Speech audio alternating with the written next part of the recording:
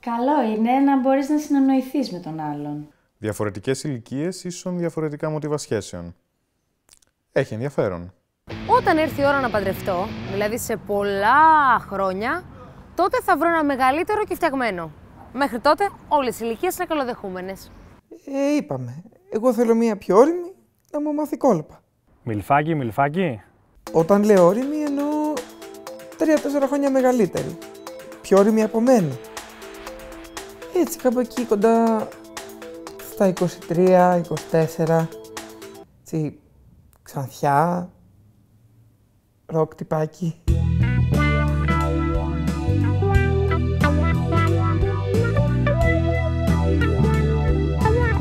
Άστην αυτήν. Αυτή δεν είναι για σένα.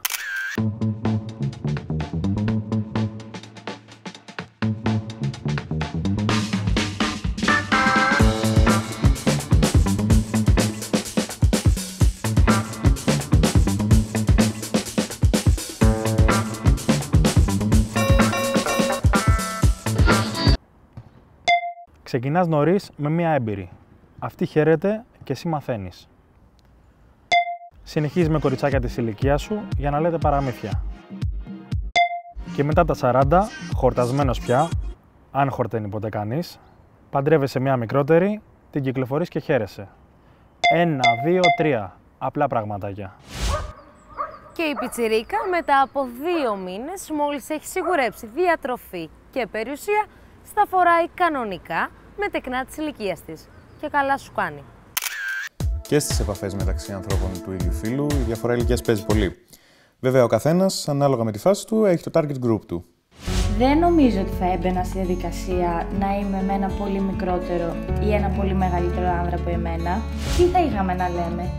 Την έχω πατήσει πιο παλιά και ξέρω ότι δεν λειτουργεί. Αν το δεις έτσι, θα έχεις πρόβλημα από την αρχή. Το θέμα είναι να σκέφτεσαι ότι κερδίζεις πράγματα.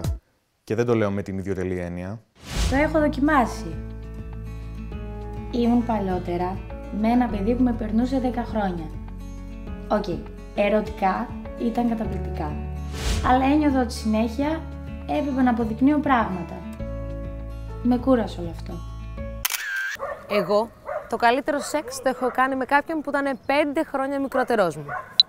Ο άντρας σε αυτές τις ηλικίες, όταν πηγαίνει με μεγαλύτερες, νιώθει χρέος του να αποδείξει πρώτα απ' όλα στον εαυτό του ότι μπορεί να τον ικανοποιήσει. Γι' αυτό και τα δίνει όλα. Γιατί πρέπει κάθε συζήτηση να επικεντρώνεται στο κρεβάτι? Εγώ εννοούσα ότι έπρεπε να φαίνομαι αρκετά όριμη δίπλα του. Γιατί είμαι 24 κουκλίτσα μου, όταν φτάσω 70 θα μιλάω για πάνες ακράτειας. Εσύ και στα 70 κόλαση θα είσαι. Αχ, εγώ πάντως 5 χρόνια μικρότερός σου είμαι.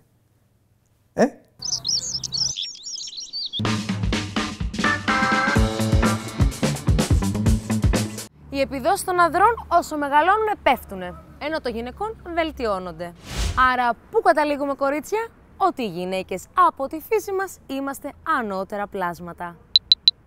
Ευτυχώς η επιστήμη έχει φροντίσει να σε διαψεύσει. Μπλε χαπάκι. Hello.